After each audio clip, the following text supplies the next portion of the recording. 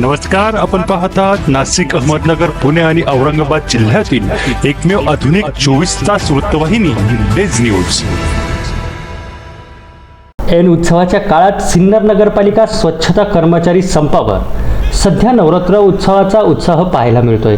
ऐन उत्सवाच्या काळात नगरपालिका कंत्राटी स्वच्छता कर्मचारी त्यांच्या विविध मागण्यांसाठी उपोषणाला बसले असून शहरातील तसेच गावाबाहेरील देवी मंदिराच्या स्वच्छतेचा प्रश्न ऐरणीवर आला आहे। कंत्राटी स्वच्छता कर्मचाऱ्यांना किमान वेतन मिळावे या मागणीसाठी गेल्या महिन्यात संप पुकारण्यात आला होता। त्यावेळी मुख्याधिकाऱ्यांनी त्यांना पोकळ आश्वासन देत 1 महिन्याची मुदत मागून वेळ काढूपाना केला, परंतु त्यावर कुठलीही कार्यवाही किंवा अंमलबजावणी न करता या विषयाकडे साफ दुर्लक्ष केले।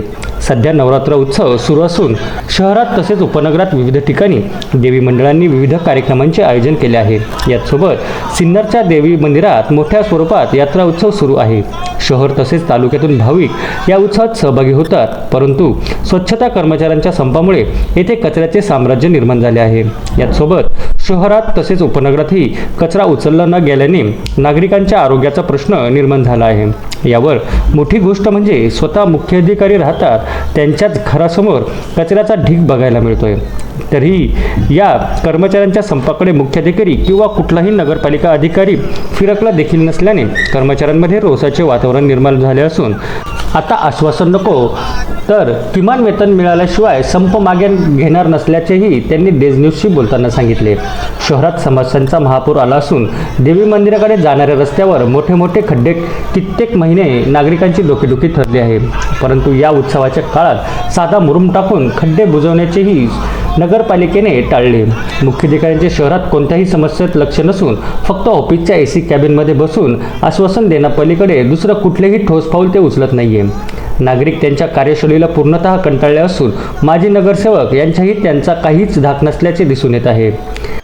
या समस्येतून नगरपालिका कसा मार्ग काढते हे बघण्याचे औत्सुक्याचे ठरणार आहे। डेज न्यूजसाठी संकल्प भालेराव, सिन्नर। आज या ठिकाणी नगरपालिका साफसफाई कामगार काल दिनांक 4/10/2024 पासून पुन्हा संपावरती उतरलेले आहेत।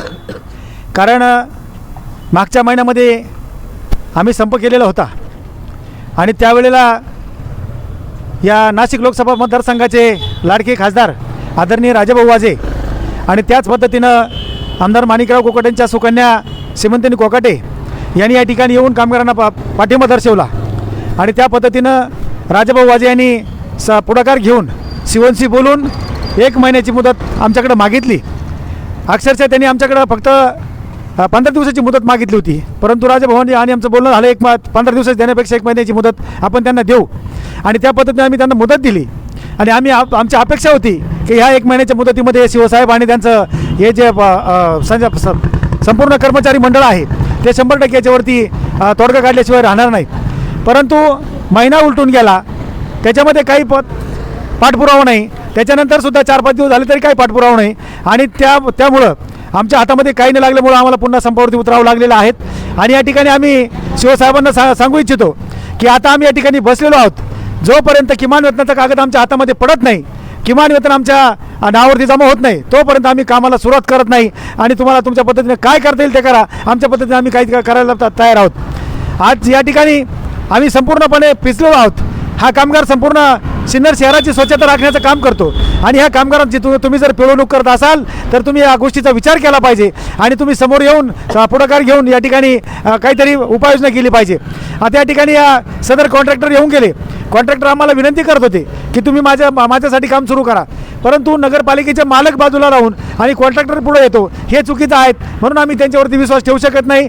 शिवसाहेबांनी पुढे यावं, या कामगारांना किमान वेतन लागू करावं, तरच आम्ही काम सुरू करू, अन्यथा काम सुरू करणार नाही, असा या ठिकाणी मी इशारा देतो।